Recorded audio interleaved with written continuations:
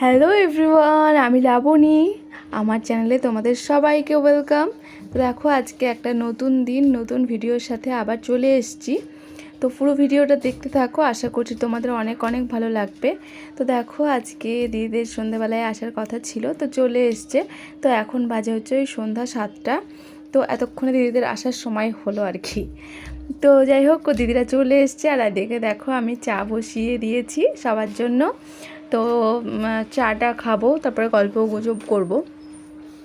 দিদিরা আসলে খুব মজা হয়, খুব আনন্দ হয়। কখন আসে কখন চলে যায় কিছুই বুঝতে পারি না। তো এই আর কি, সেদিনও তাই হয়েছিল। মানে সন্ধ্যাবেলায় আসলো, তারপর রাতেই চলে গেছিলো। তো কখন যে আসলো কখন গেল কিছুই বুঝলাম না। তো দেখো, চাটা খেয়ে এদিকে চলে এসছে হচ্ছে একটুখানি দোকানে, বাচ্চাদের আবদার ছিল।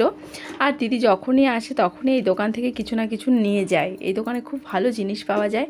আর এদিকে দুজনা দুটো চুপাচুপ নিয়ে দেখো কি করছে। তো দেখো, ফাইনালি দোকান থেকে চলে আসলাম। এসে রাতের খাবারের আয়োজন করতে হবে। তো আজকে দিদিরা মানে যেদিন এসেছিলো সেদিন ছিল নীল ষষ্ঠী।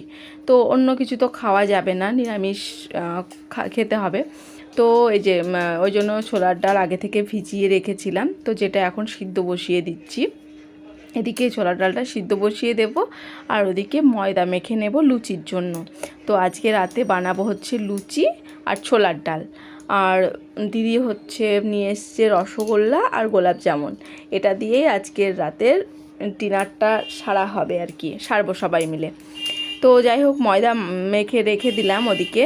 ময়দা মেখে রেখে দিলে কিন্তু লুচি ভীষণ সুন্দর হয়।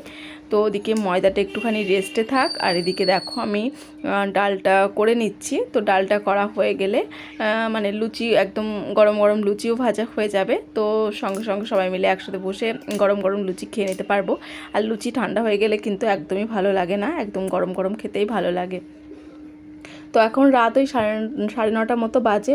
তো এখন আমি দেখো করে নিচ্ছি ডাল। আর দিদি সবার সাথে কথা বলছিলাম আর রান্না করছিলাম। কি বলতো, সবার সাথে কথা বলা মানে কথা বলে হাসি মজা করে কোনো কিছু কাজ করলে সেটাকে কিছুই কাজ বলে মনে হয় না, বরং ভীষণ ভীষণ ভালো লাগে করতে, তাই না?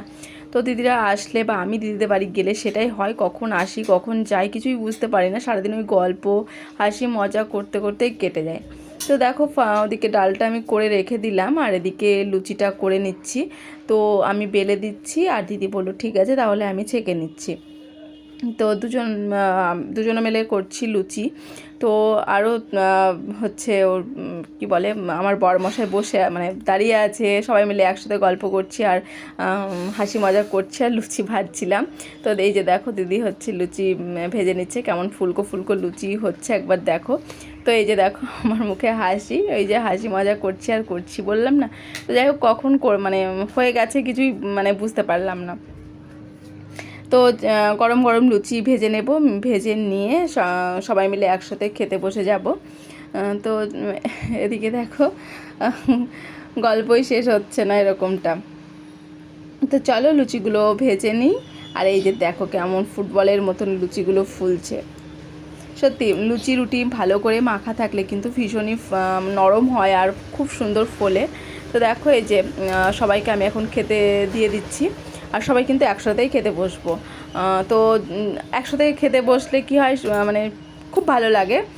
একা একা খেতে একদমই ভালো লাগে না, সবাই একসাথে নিয়ে বসে পড়লে খুব মানে খাওয়ার আনন্দটাই মানে মজাটাই হয় আলাদা রকম। তো এই যে সবার জন্য আমি দেখো লুচি দিয়ে দিচ্ছি, লুচি ছোলার ডাল আর এই যে রসগোল্লা গোলাপ জামুন, এটা দিয়েই আজকে হবে। আর ওদিকে দেখো, এরা দুজন মানে খাওয়ার কোনো মানে ইয়ে নেই, শুধু দুষ্টুমি, লুচি নিয়ে ছেঁড়াছিঁড়ি চলছে যেটা হয় আর কি বাচ্চাদের, এরকমই ওদের সব সময় দুষ্টুমি। তো দিদির পাশে এদিকে বসে গেছে বাবু মানে দিদির ছেলে খেতে, আর ওদিকে আমার পাশে দেখো আমার মেয়ে বসে গেছে খেতে, আর বাইরে আমার বরমশাই বসে গেছে খেতে। তো সবাই একসাথেই মানে খেতে বসে গেছি। তো এই যে সবাইকে আমি এখন দিচ্ছি রসগোল্লা, তারপর হচ্ছে গোলাপ জামুন সবাইকে দিচ্ছি, দিয়ে এখন খাবো। এই খাওয়া দাওয়া দেখো কমপ্লিট করে নিয়েছি। তো দিদি আবার কোল্ড ড্রিঙ্কস এনেছিল, কারণ রাতে যেহেতু ছোলার ডাল লুচি খাওয়া হবে, তো অনেক সময় কি হয় হজমের প্রবলেম হয়। আর খেতে খেতে প্রায় 10:30 বেজে গেছে, অনেকটাই রাত হয়ে গেছে। আর দেখো কোল্ড ড্রিঙ্কস ঢালা দেখে এদের দুজনকে মানে দুজনের অবস্থা দেখো, মানে কোল্ড ড্রিঙ্কসের মধ্যে মনে হচ্ছে যেন এরা ঢুকে পড়বে। তো দেখো আমাদের জন্য কাচের গ্লাস নিয়েছি আর ওদের জন্য দুটো স্টিলের গ্লাস নিয়েছি, কারণ কাচের গ্লাস দিলে ওরা এখনই হাত কেটে ফেলবে, মানে ভেঙে ফেলবে আর কি। তো এই যে ওদের খাওয়া দিয়েছি, খাওয়া শেষ হয়ে গেছে, আবার কোল্ড ড্রিঙ্কসের বোতল নিয়ে ওরা টানাটানি শুরু করে দিয়েছে।